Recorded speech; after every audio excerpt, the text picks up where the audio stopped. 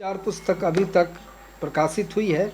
जिन पुस्तकों का चर्चा हम लेने जा रहे हैं और इनसे ही जानना चाहते हैं कि हर पुस्तक में इनका कंटेंट क्या है, विषय संगत क्या बताना चाह रहे हैं। खास करके जो युवा पीढ़ी है, खास करके जो कॉलेज में आए हैं, एंट्री हुई है 12वीं के बाद, उनके लिए ये कितना रामबाण साबित हो सकता है अभी वर्तमान के युग में।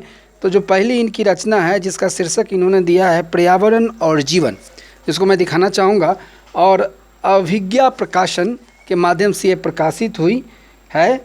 और इसमें पूरी तरह से जो पर्यावरण और जीवन शीर्षक नाम दिया गया है, इसके लेखक स्वयं हैं। इनसे जानना चाहेंगे कि इस पुस्तक पर्यावरण और जीवन में खासियत क्या है। देखिए, पर्यावरण और जीवन जो किताब है हमारी तीसरी किताब है। इससे पहले पर्यावरण संरक्षण पेड़ पौधों के संग वो संपादित पुस्तकें थी, और उसके बाद जल संकट जीवन संकट पर्यावरण के एक महत्वपूर्ण अंग जल पर आधारित है। लेकिन ये जो है पर्यावरण और जीवन, ये संपूर्ण पर्यावरणीय पुस्तक है।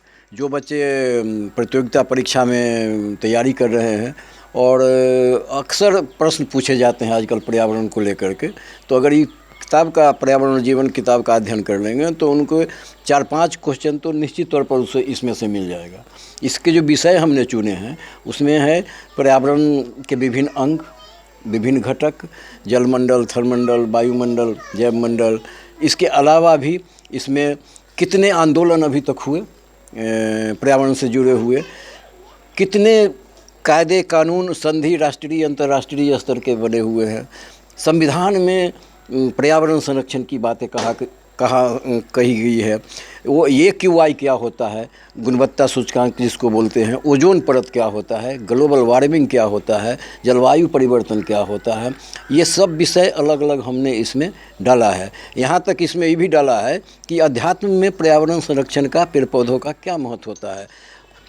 धार्मिक रीति रिवाजों में जो पेड़ लगाते हैं उसमें कौन सा मंत्र का इस्तेमाल किया जाता है।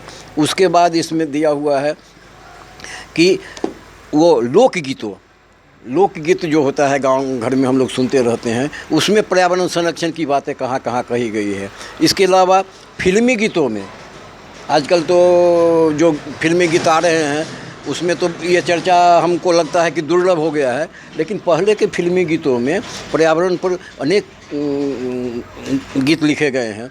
तो वो कौन कौन से गानों में पर्यावरण संरक्षण की बातें कही गई है वो भी इसमें वर्णित है।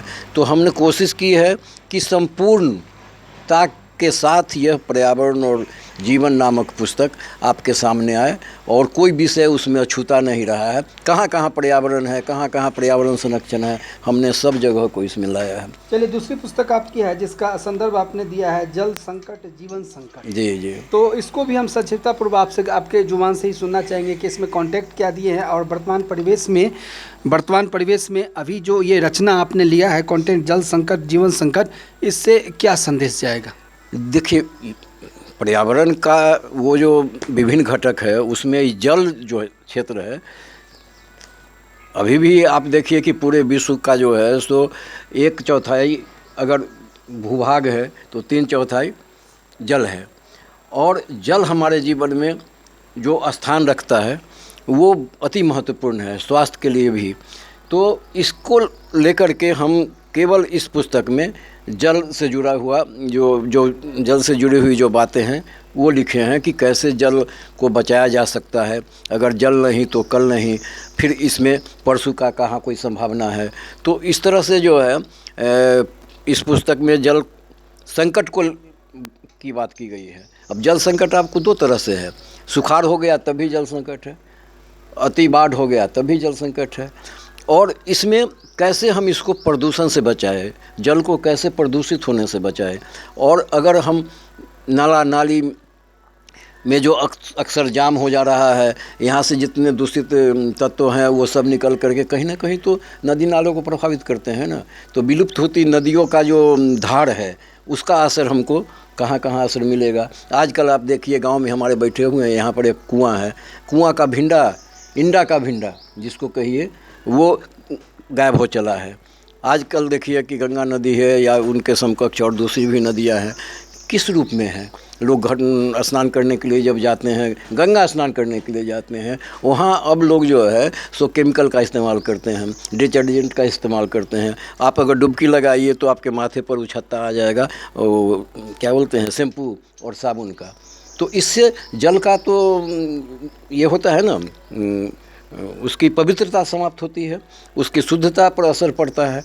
तो मेरा इस पुस्तक में ये कहना है कि आप जल को कैसे बचाएंगे, जल हमारे पृथ्वी पर कैसे, आप देखिए कि साल में पहले बारिश जो है सो कम से कम 1200-1100 mm हुआ करता था। आज के समय में आप 3-4 साल से जो बारिश का जो स्टेज है उसमें 700-800 पर जाके बम बढ़ जा रहा है।